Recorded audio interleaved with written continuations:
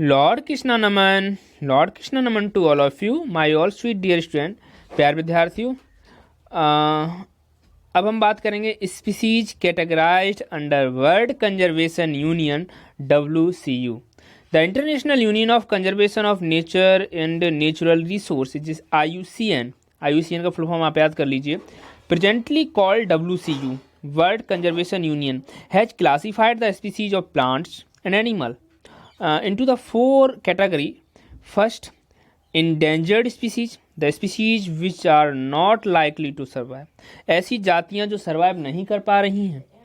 If the causative factor continue to operate and are in danger of extinctions are called endangered species, विलुप्त होती हुई प्रजातियां।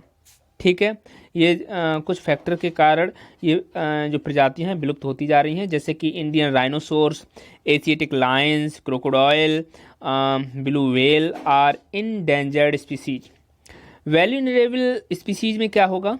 The species which are likely to become endangered, ऐसी जातियां जो कि endangered हैं। ठीक है, if the causative factor continue to operate are called vulnerable species. अगर हम कॉसेटिव फैक्टर जो हैं कंटिन्यू ऑपरेट होते रहें तो इन जो हैं स्पीसीज को हम वल्नरेबल स्पीसीज कहते हैं। एग्जांपल में golden langur, chinkara deer, blood pheasant are vulnerable species. अब हम बात करेंगे रेयर स्पीसीज के बारे में। The species which are present exist in small number are called rare species. ऐसी स्पीसीज जो कि कम संख्या में प्रेजेंट हैं, जैसे कि golden cat, Indian python, hornbill, crestless, Himalayan porcupines are rare species.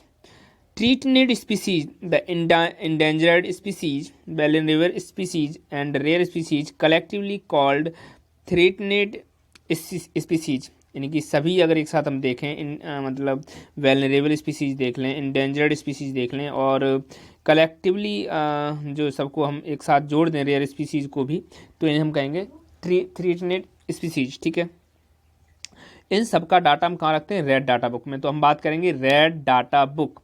The book published by the IUCN, presently WCU, provide all the information on the endangered species of plant and animal are called red data book। तो इन्हें हम क्या red data book में इन सबकी study करते हैं जो endangered हैं, जो कि विलुप्त होने वाले हैं। Through this book, IUCN, now WCU, is trying to create awareness about the endangered species। अब हम बात करेंगे माइग्रेशन के बारे में। बहुत सारे पक्षी ऐसे हैं जैसे कि साइबेरियन क्रैन, ये माइग्रेट हो जाते हैं। ये हज़ारों किलोमीटर की यात्रा को तय करके दूसरे कॉन्टिनेंट तक में पहुंच जाते हैं। The seasonal movement of animal from one habitat to another to overcome unfavorable condition is called migration। Animal migrate between their wintering and breeding habitats, यानी कि ये माइग्रेट करते हैं विंटरिंग यानी सर्दी के समय में, और ब्रीडिंग हैबिटेट यानी कि ब्रीड होने के लिए, फर्टाइल होने के लिए। Common migrate creatures are whales, fish, butterflies, turtles are and birds. तो कौन कौन माइग्रेट करते हैं? व्हेल करती है, फिश करते हैं, बटरफ्लाइज करते हैं, टर्टाइल्स करते हैं और बर्ड्स करते हैं। The longest migration of the Arctic tern involve a travel from North Pole to South Pole and back each year.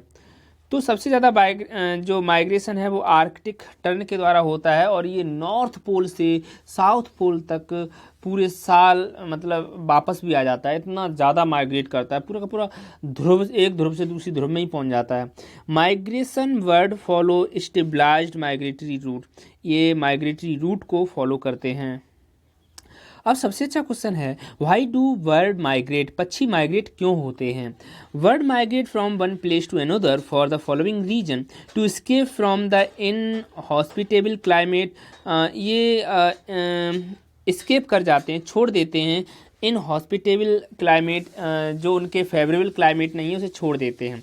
ठीक है, टू एनेबल प्यारे विद्यार्थियों, हमने बात किया कि व्हाई डू बर्ड माइग्रेट, पक्षी क्यों एक जगह से दूसरी जगह जाते हैं। तो पहला आपने क्या देखा, to escape from the inhospitable climate, यानी कि ये स्केप कर जाते हैं, उस जगह को छोड़ देते हैं जो इनहॉस्पिटेबल क्लाइमेट है, उनके लिए सही नहीं है। To enable themselves to find plenty of food throughout the year, और ये भोजन की तलाश में रहते हैं स्पेशली। और फॉर एग्जाम्पल इन विंटर, सर्दियों के समय में, when food source are limited, जब भोजन की कमी हो जाती है नॉर्थर्न एरिया में, बर्ड फ्लाई टुवार्ड साउथ, तो बर्ड्स उड़ना स्टार्ट कर देते हैं साउथ की तरफ, where the weather is mild and food is up in a plenty, और भोजन वहाँ पे आसानी से मिल जाता है। टू ले देयर एग, वहाँ पे वो अपने अंडे भी देते हैं। इन मोर हॉस्पिटेबल प्लेस, और उन्हें बहुत ज़्यादा अच्छा अनुकूलित जगह भी वहाँ पे मिल जाती है। ठीक है स्टूडेंट, अब अगले वीडियो में हम बात करेंगे रीसाइक्लिंग ऑफ पेपर के बारे में।